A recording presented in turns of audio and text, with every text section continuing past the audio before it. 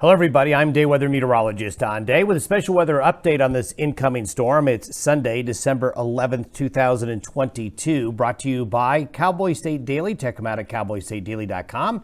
And WYDOT, when there's ice and snow, take it slow.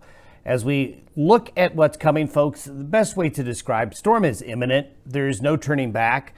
Modeling is in pretty good agreement that the storm is going to come together. We have seen the West Coast, California, get a lot of rain and snow here over the last 24 to 48 hours. So we have winter storm and blizzard conditions coming to those states listed above, parts of northeastern Colorado. So it's the same areas we've been focusing on. Livestock interest, if you haven't started to prepare, please prepare. It's going to be a very dangerous situation for livestock interests, especially in the areas where we're going to show you the blizzard conditions will be at the worst. And what we have with this storm is a combination of moderate to heavy snows with a very persistent, strong northwest wind with bitter cold Arctic air coming in, making for bitter cold wind chills, and it's going to be a prolonged event.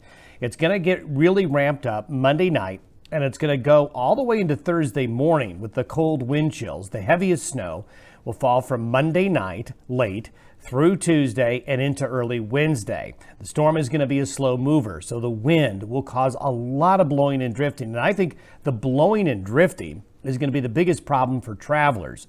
The Colorado Front Range is likely going to be spared from the heavier snow. From about Cheyenne to Denver, there will be snow, but the heavier snow will be areas to the north and east. But the northeast Colorado plains are going to get into the action.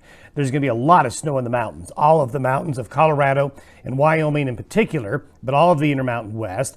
And the major interstates are in the crosshairs. We totally expect that travel will be very difficult, if not impossible, in some areas by late Monday night, certainly by Tuesday morning through early Thursday in many areas. The satellite imagery this morning is showing the low coming on in. You can see here in the circulation the strong jet stream winds coming in on the backside of the system. And then we've had areas of rain and snow come into the Pacific Northwest and California. It's a very impressive looking system. It has strong jet stream energy, very cold air aloft, and it's pushing in a good slug of Pacific moisture. And you can see on this radar imagery this morning, the Sierra Nevada just getting clobbered right now. There's going to be a lot of water put down with this storm into the Sierra Nevada. That's good.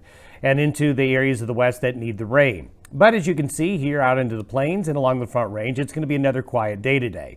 By this evening, this is by 5 p.m. tonight, the main low is about over Tahoe, digging in. And then by tomorrow, 5 p.m. Monday, the storm is about centered over the Salt Lake City area, becoming a better organized storm system, but it hasn't made the jump yet over the divide to where we get that lee-side cyclogenesis.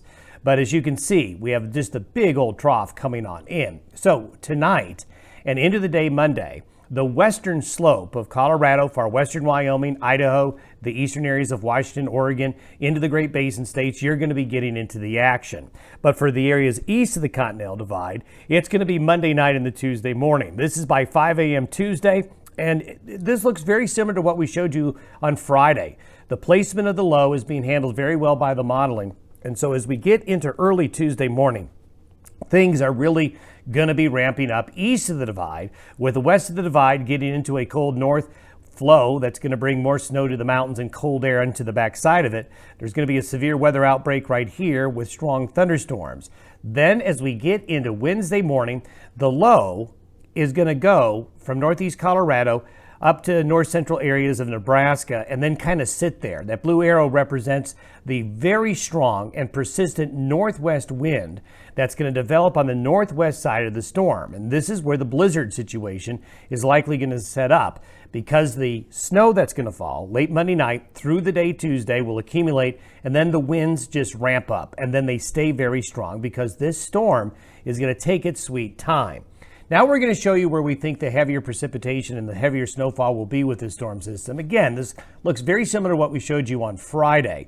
The Dakotas, Nebraska, southeastern Montana, a large part of Wyoming, and this northeastern areas of Colorado, and then northwest areas of Colorado here where the flow is really good, that northwest flow to bring heavier snow to the mountains, is where we're going to see the heavier precipitation. Now, I want to warn you, you got to take these maps with a little bit of a grain of salt in terms of the amounts, and we'll talk a little bit about that here in a minute. But you're going to notice a couple of things where there appear to be lighter areas of precipitation shown with other areas where there's heavier precipitation. And this is all terrain induced. This is where you get downslope winds in some areas because of the terrain, where there's upslope areas that cause the heavier snow to fall.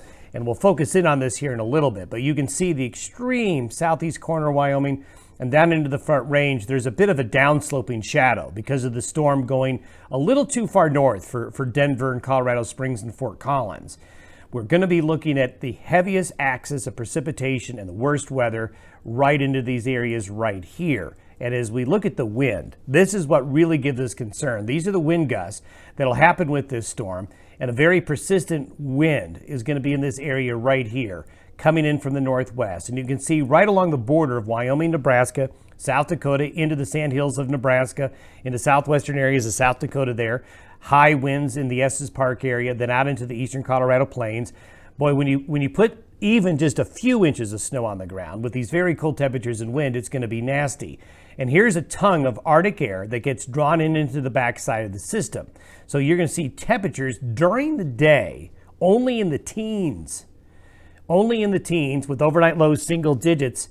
And then you put 40, 50 mile per hour winds on top of that, and you got yourself bitter cold sub-zero wind chills. These are the wind chills by early Wednesday morning. Now, just on top of the wind chills, there will be falling snow and winds of 30 to 40 to 50 miles an hour. So you can see why it's going to be a bad situation. Take these numbers with a grain of salt. But what we're showing you here is the modeling of where the snow is going to fall with the storm system. So you can see the Dakotas, Wyoming, southeastern Montana, and then down here in the northeastern Colorado picking up the snow.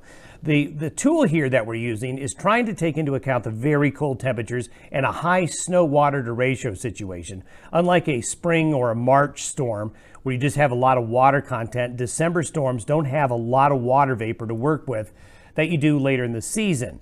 And with the temperature so cold, you're going to make the snowfall accumulate more efficiently. But I will tell you, it's going to be really hard to measure these amounts because of the wind. But we're going to focus in here a little bit closer. I wanted to show you these downsloping areas right here where snow amounts are going to be reduced because a northwest wind along the higher terrain causes downslope. You get a downslope shadow near the south end of the Black Hills. You get a bit of a downslope shadow off the Bighorns here. You get a downsloping shadow off the Pine Ridge up to the South Pass area from about Shadron and Alliance through Lusk and Douglas up to Casper. But south of that, the northwest winds downslope. You get a downslope off the Cheyenne Ridge into the Front Range of Colorado. So what ends up happening is you have these bands that go east-west of heavier moisture with bands just to the south of them where snowfall amounts are lighter. So what you're going to see in a situation here is you're going to be pockets of heavy snow with pockets of lighter to moderate snow in these areas, and this is because of the terrain. Now you get out further east where the terrain is not as much of a factor, and you can see where, oh boy, the Dakotas there, South Dakota really in the crosshairs. But also, the wraparound moisture is upslope here into the southern panhandle and into northeastern areas of Colorado. Look at this axis of heavier moisture right here. This goes right across Interstate 80 between Rollins and Wamsutter on the way to Rock Springs, and you're going to have some big problems there, some very heavy snow in the southern mountains of Wyoming and northern Colorado. If we were to use the 10-to-1 ratio, which means the snow is falling at 32 degrees, and it won't be, this is what the projection looks like. And there you can see the snow shadow there and the snow shadow here and along the Front Range.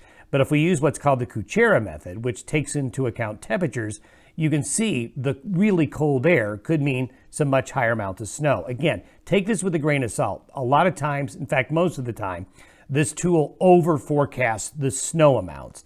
But this does help highlight where there could be the axis of heavier snows that are going to be a concern with this system. And then if you look, those cross I-25, those cross I-80, and those cross Interstate 90. And then you put on top of it all of the wind. So this is going to be a dangerous storm. Again, we hope livestock interests are ready for this system. And if you've got to travel Travel weather is going to deteriorate extremely rapidly Monday night through Tuesday, Wednesday into early Thursday.